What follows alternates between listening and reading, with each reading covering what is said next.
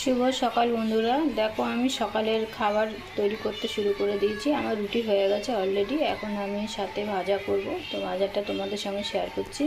তোমরা দেখতে থাকো আমি কীভাবে ভাজাটা করছি। দেখো তেলটা পুরো ধোয়া উঠে গেছে। এর মধ্যে আমি শুকনো লঙ্কা দিয়ে দিলাম একটা।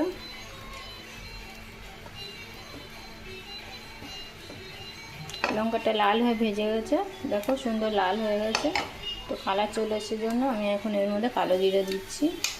কালো জিরাটাও ভালো করে হয়ে গেল।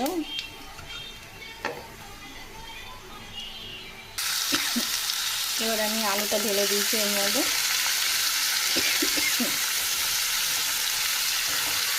দেখো এটা আমি একটা পেঁয়াজ দিয়ে করবো। এখানে হাফ করে রেখেছি পেঁয়াজটা। এই পেঁয়াজটা আমি দেবো এর মধ্যে।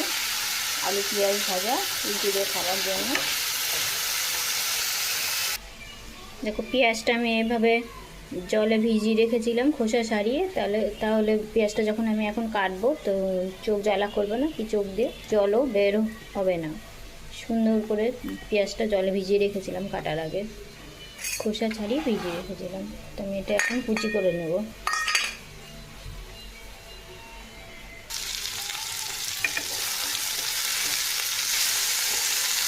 দেখো আলুটা একটু হয়ে এসছে, তো এখন আমি এই মাঝখানে জায়গা করে পেঁয়াজটা কুচি নিয়ে এসেছি। এবার পেঁয়াজটা দিয়ে দেবো।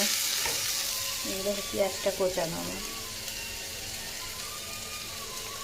এভাবেই তোমরা সবাই পেঁয়াজটা কোচাবে। যেহেতু আলুটা লম্বা লম্বা, তাই পেঁয়াজটা আমি লম্বা লম্বা করে দিয়েছি, দেখতে ভালো লাগে।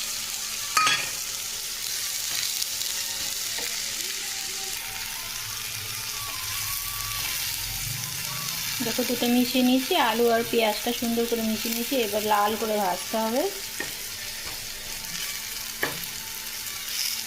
একটা আমি কাঁচা লঙ্কাও দিয়েছি। দেখো এই যে কাঁচা লঙ্কা, তোমরা চাইলে দিতে পারো, না দিলেও খেতে ভালো লাগবে।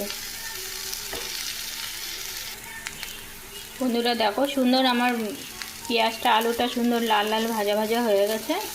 তো তোমরা এটা রুটির সঙ্গে বা ভাতের সঙ্গে খেতে পারো, পরোটার সঙ্গেও খেতে পারো, খুব সুন্দর লাগবে। একবার রান্না করে এইভাবে খেয়ে দেখো। এর মধ্যে কোনো মশলাই দিইনি আমি, শুধু কালো জিরে আর শুকনো লঙ্কা তেলে দিয়েছিলাম, আর হলুদ আর লবণ পরিমাণ মতন। তোমরা যতটুকু আলু বা পেঁয়াজ নেবে সেই পরিমাণ মতন লবণটা দেবে, আর কিছুই লাগবে না এর মধ্যে। এটা তুমি তারপর সুন্দর করে লাল লাল করে ভাজা করবে। ভাজা করে খেয়ে দেখবে, রুটি বা